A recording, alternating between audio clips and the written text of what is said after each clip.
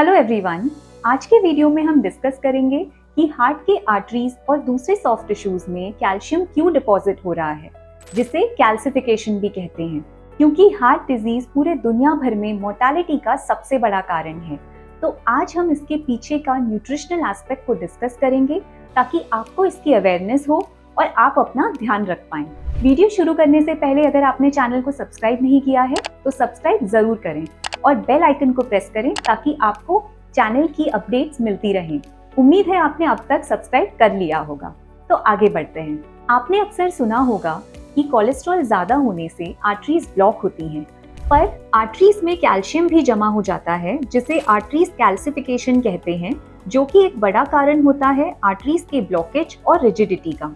लेकिन हम शुरू करने से पहले ये डिस्कस करेंगे कि हार्ट अटैक के वार्निंग साइंस क्या हैं। सबसे पहले चेस्ट पेन, स्पेशली जब आप एक्सरसाइज कर रहे हो, ओवर एक्सर्शन कर रहे हो, आपको कोई इमोशनल स्ट्रेस हो, या फिर जब ओवर एक्सर्शन के बाद रेस्ट कर रहे हो और आपका चेस्ट पेन रुक जाए, तो ये एक इंडिकेशन हो सकता है कि आपको हार्ट डिजीज है, जिसे अंजाइना कहते हैं।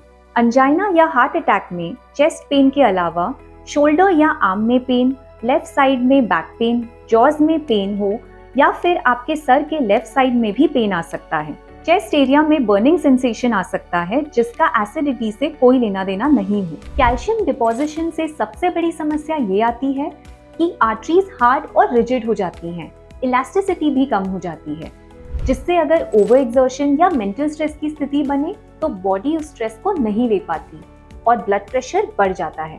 ऐसी स्थिति में कोलेस्ट्रॉल और कैल्शियम के प्लाक बर्स्ट हो सकते हैं, जो हार्ट अटैक या स्ट्रोक के कारण बनते हैं। पर ऐसा भी नहीं है कि कैल्शियम का सॉफ्ट टिश्यू के फंक्शनिंग में कोई रोल ही नहीं है। 99% कैल्शियम बोन्स एंड टीथ में ही होता है, पर 1% कैल्शियम सॉफ्ट टिश्यू के फंक्शनिंग में लगता है, जैसे मसल्स के कॉन्ट्रैक्शन में।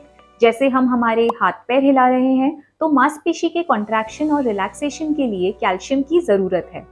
साथ में हार्ट के नॉर्मल फंक्शनिंग के लिए भी कैल्शियम चाहिए, क्योंकि हार्ट भी तो मांसपेशी ही है। और ब्लड वेसल्स के कॉन्ट्रैक्शन और रिलैक्सेशन के लिए भी कैल्शियम चाहिए, जिससे ब्लड प्रेशर प्रॉपर तरीके से रेगुलेट होता है।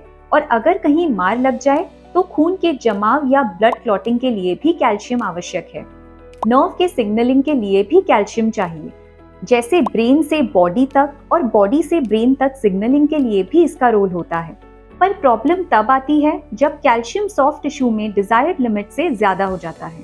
अगर हम ये देखें कि किस तरह का कैल्शियम हमारे आर्टरीज में डिपॉजिट हो रहा है, तो ये वही कैल्शियम है जो हमारे बोन्स और टीथ में भी होता है, या कैल्शियम सप्लीमेंट के ओवरडोज से हमारे ब्लड में आता है और स्लो प्रोसेसिंग के कारण सॉफ्ट टिश्यू में डिपॉजिट हो जाता है। बोन्स और टीथ के बाद हमारी बॉडी में सबसे ज्यादा कैल्सिफाइड टिश्यू हमारा वैस्कुलर सिस्टम ही है।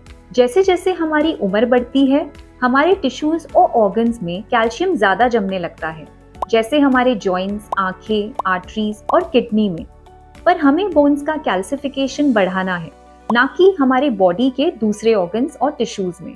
कैल्शियम जमने के या कैल्सिफिकेशन के और भी कारण हो सकते हैं, जैसे कि अगर शरीर में लगातार इन्फ्लेमेशन बढ़ा हुआ हो, या फिर कोई इन्फेक्शन के कारण और ऑटो इम्यून डिजीज के कारण भी हो सकता है।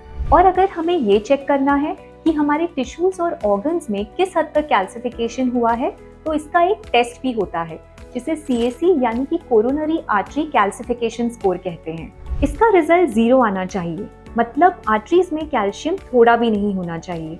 अगर आप 0 CAC स्कोर अचीव कर सकते हो तो ये हार्ट अटैक का रिस्क बहुत ही कम कर देगा। पर क्या आपको पता है, ज्यादातर लोग जो 6 साल के ऊपर हैं, उनके टिश्यूज और ऑर्गन्स में कैल्शियम डिपोजिशन होता ही है, भले ही इतना ना हो कि कोई मेजर प्रॉब्लम आए, पर होता है। अब क्या इससे बचने का कोई तरीका है? जी हाँ, बिल्कुल है। एक न्यूट्रिशन है जिससे कैल्शियम का डिपोजिशन कम किया जा सकता है, जिसका नाम है विटामिन K2। विटामिन K2 एक तरह के प्रोटीन को स्टिमुलेट करता है, जिसे मैट्रिक्स GLA प्रोटीन कहते हैं, जो कि वैस्कुलर मिनरलाइजेशन को होने से रोकता है। और अगर आपके शरीर में विटामिन K2 ना हो, तो ये प्रोटीन भी वैस्कुलर मिनरलाइजेशन या फिर कैल्सिफिकेशन को नहीं रोक पाएगा। विटामिन K2 कैल्शियम को आर्टरी से बाहर हमारे हड्डियों में डिपॉजिट कराता है, जहां कैल्शियम को होना चाहिए। इसके अलावा विटामिन K2 इंसुलिन रेजिस्टेंस को कम करेगा, ब्लड प्रेशर को भी कंट्रोल में रखेगा, हार्ट की फंक्शनिंग को भी स्मूथ रखेगा, जॉइंट्स में कैल्शियम डिपोजिशन नहीं होने देगा, दांतों में टार्टर के जमाव को रोकेगा और किडनी में भी कैल्शियम डिपॉजिट नहीं होने देगा, जिससे किडनी स्टोन की समस्या नहीं आएगी। पर ज्यादातर लोग विटामिन K2 डेफिशिएंट होते हैं। पर लोग क्यों विटामिन K2 डेफिशिएंट होते हैं, अब हम इस बारे में डिस्कस करेंगे। विटामिन K2 हमारे बॉडी में बैक्टीरियल फ्लोरा से बनता है, जो कि विटामिन K1 से अलग है, क्योंकि vitamin K1 green leafy vegetable से मिलता है, जो ब्लड क्लॉटिंग के लिए भी जरूरी है। अब अगर आपके गट में सही बैक्टीरिया है, तो ये बैक्टीरिया विटामिन K1 को विटामिन K2 में कन्वर्ट करेगा। साथ में विटामिन K2 का अब्जॉर्प्शन भी थोड़ा मुश्किल है, क्योंकि ये फैट सोल्यूबल विटामिन है, इसलिए इसके अब्जॉर्प्शन के लिए बाइल का होना जरूरी है। यदि आपको फैटी लिवर या गॉल ब्लैडर रिलेटेड बीमारी है, तो आप विटामिन K2 के बनने के बावजूद इसका एब्जॉर्प्शन आपके इंटेस्टाइन से काफी पुअर होगा। और अगर आपको गट में इन्फ्लेमेशन है, तो भी विटामिन K2 के एब्जॉर्प्शन को कम करेगा। अब अगर आप फर्मेंटेड फूड कम या नहीं लेते हैं, तो भी आपको विटामिन K2 की कमी होगी, क्योंकि फर्मेंटेड फूड में जो बैक्टीरिया होता है वो हमारे शरीर में विटामिन K1 को विटामिन K2 में कन्वर्ट करता है। फर्मेंटेड फूड जैसे कि इडली, डोसा, दही, छाछ, चीज, खमन और ढोकला, वैसे और भी ऐसे बहुत सारे फर्मेंटेड फूड जिसका सेवन आपको करना चाहिए।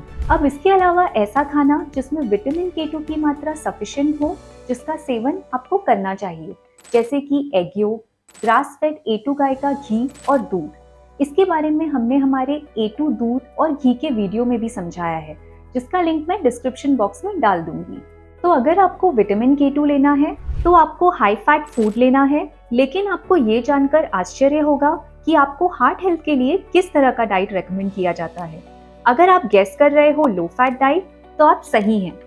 हार्ट पेशेंट्स को फ्रूट्स, वेजिटेबल्स, जो कि ठीक है, पर ग्रेन्स भी अलाउ किया जाता है और भरपूर एडेड शुगर्स भी अलाउ करते हैं। इसलिए अगर आपको अपने हार्ट को हेल्दी रखना है, तो फैट को जितना बुरा बताया गया है उतना भी बुरा नहीं है जितना कि कार्बोहाइड्रेट्स है।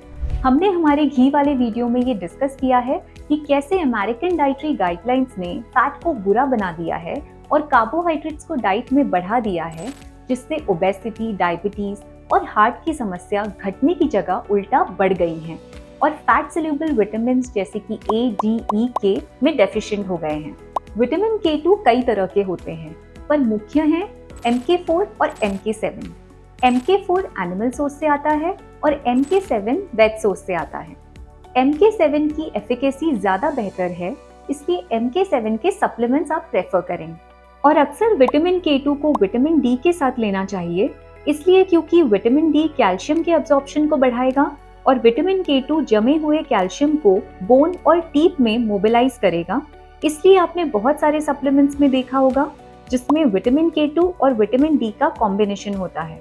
अब अगर हम रेशियो की बात करें, तो अगर आप 10,000 IU विटामिन D ले रहे हैं, तो आपको 100 mcg विटामिन K2 का सेवन करना है। एक और चीज, विटामिन D के बारे में लोगों को ये डाउट है कि अगर हम विटामिन D को ज्यादा लें तो हमें क्या साइड इफेक्ट हो सकते हैं। विटामिन D टॉक्सिसिटी का सिर्फ एक साइड इफेक्ट है, हाइपोकैल्शियमिया, मतलब खून में कैल्शियम ज्यादा होना, और विटामिन K2 कैल्शियम को हमारे ब्लड वेसल से बोन में ले जाता है, इसलिए भी विटामिन D के साथ विटामिन K2 का सेवन साथ में किया जाता है। वैसे अगर आपको विटामिन D के बारे में और जानना है, तो हमने इस पे एक वीडियो भी बनाई है, जिसका लिंक मैं डिस्क्रिप्शन बॉक्स में डाल दूंगी।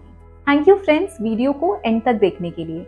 अब अगर आपने चैनल को अब तक सब्सक्राइब नहीं किया है, तो जरूर करिए और इस वीडियो को लाइक और शेयर जरूर करें, ताकि जिनको हार्ट की समस्या है वो भी अपना ध्यान रख पाएं। मैं पूजा अग्रवाल मिलती हूँ आपसे नेक्स्ट वीडियो में।